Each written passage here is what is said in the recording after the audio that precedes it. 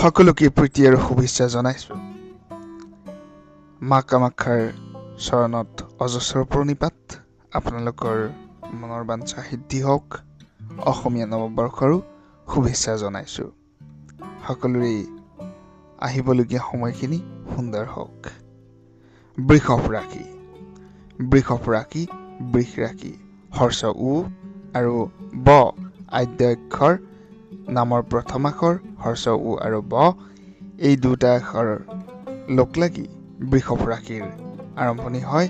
বৃষভ ৰাশিৰ জাতক জাতিকাসকলৰ কৃতিকা নক্ষত্ৰৰ তিনিটাকৈ পদ, ৰোহিণী নক্ষত্ৰৰ চাৰিটাকৈ পদ আৰু বিশেষভাৱে শুভমংগলময় দৃষ্টিৰে মৃগশিৰা নক্ষত্ৰৰ দুটা পদ, এই 9 পদেৰে গঠিত হয় বৃষভ ৰাশি।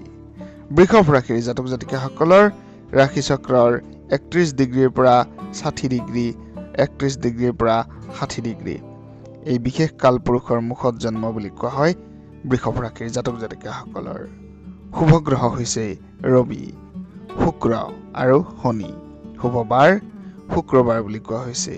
এই বৰ্ষৰ শুভ সংখ্যা 1, 6, 8 এইকেইটা সংখ্যা আপোনালোকে মনত ৰাখিব পাৰে। শুভ ৰং বগা, বিচিত্ৰ গোলপীয়া। শুভ ধাতু ৰূপ বুলি কোৱা হৈছে, প্লেটিনাম বুলি কোৱা হৈছে। শুভৰত্ন হীৰক অৰ্থাৎ হীৰা, ডায়মণ্ড আৰু ডায়মণ্ড হীৰাৰ উপৰত্ন হিচাপে জাৰকান ৰত্ন এই বৰ্ষত ধাৰণ কৰিব পাৰে। অশুভৰ লগতে অশুভ গ্ৰহ থাকে, গতিকে অশুভ গ্ৰহ চন্দ্ৰ বৃহস্পতি বুলি কোৱা হৈছে।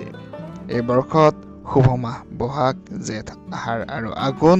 শুভ তিথি শুক্ল পক্ষৰ দশমী, পঞ্চমী এই দুটা বিশেষ পূৰ্ণিমা তিথি, অমাৱস্যা তিথি, এনেধৰণৰ তিথিসমূহ আপোনালোকৰ বাবে অতিকে শুভ।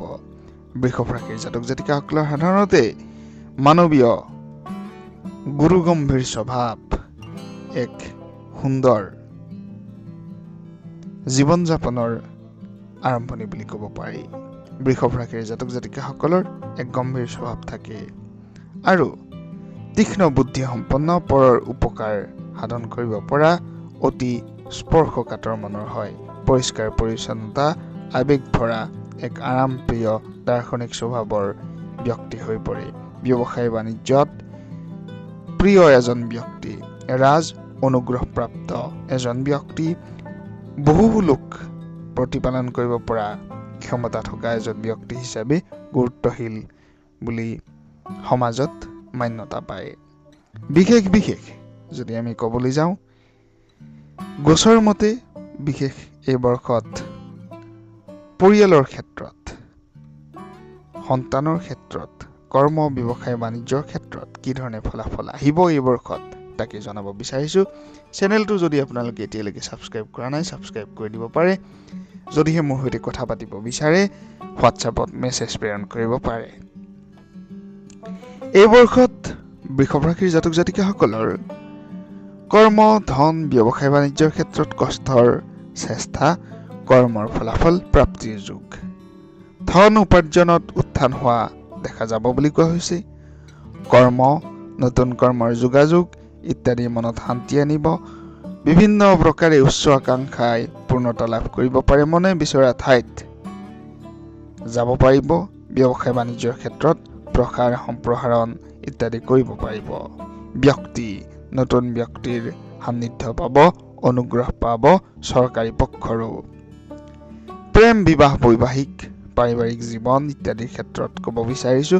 পুৰণি বিভিন্ন ধৰণৰ অসুবিধা, বিভিন্ন ধৰণৰ সমস্যা ইত্যাদি বিশেষভাৱে এই বৰ্ষত কিন্তু কোনো ধৰণৰ প্ৰভাৱ আপোনালোকক পেলাব নোৱাৰিব, কাৰণ শুভ ভাৱত এক ভাল ফলাফল আপোনালোকে পাব এই বৰ্ষত। প্ৰেম প্ৰণয়ৰ ক্ষেত্ৰত, বিবাহৰ ক্ষেত্ৰত, পাৰিবাৰিক ক্ষেত্ৰত বিভিন্ন প্ৰকাৰে কোনো ক্ষেত্ৰত সহপাঠীৰ পৰা বিভিন্ন ধৰণৰ প্ৰৰোচনামূলক বাক্যই স্নেহত ফাট মেলিবও পাৰে এই বৰ্ষত।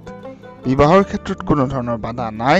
দুয়ো পক্ষৰ বা ঘৰৰ ক্ষেত্ৰত বা পৰিয়ালৰ ক্ষেত্ৰৰ পৰা বিপৰীত লিংগৰ প্ৰাৰ্থী সম্পূৰ্ণ সহযোগ পাব বুলি কোৱা হৈছে। বৈবাহিক শান্তি অব্যাহত থাকিব।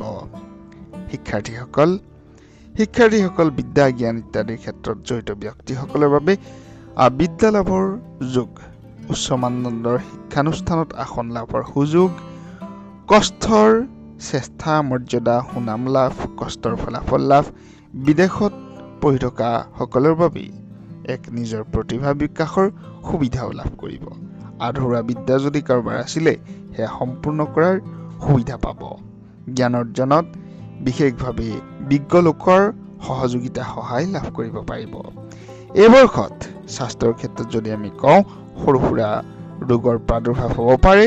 বিভিন্ন প্ৰকাৰে কিছু প্ৰতিকাৰ আছে, সেই প্ৰতিকাৰসমূহ কৰিলে কিন্তু আপোনালোকৰ এক বিশেষ শুভ যোগ আহিব।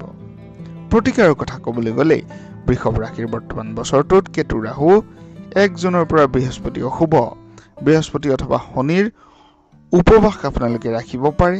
বৃহস্পতি শনিবাৰে শুদ্ধভাৱে যদি ভক্তি মনেৰে বৃহস্পতি আৰু শনিবাৰে উপবাস বা নিৰামিষ ভোজন ইত্যাদি কৰে অতিকৈ শুভ ফল পাব। তাৰ লগতে গ্ৰহৰ পূজা অৰ্চনা আপোনালোকে কৰিব পাৰে। গ্ৰহৰত্ন ধাৰণ ইত্যাদি জ্যোতিষীৰ পৰামৰ্শ অনুযায়ী কৰিব পাৰে। এনে কৰিলেই শুভ ফল পাব। অসমীয়া নৱবৰ্ষ আপুনি বিচৰা ধৰণেই, মনে বিচৰা ধৰণেই সকলোৱে শুভ ফল পাওক তাৰে কামনা কৰিছোঁ। মা ভগৱতীৰ চৰণত অজস্ৰ প্ৰণিপাত। ধন্যবাদ।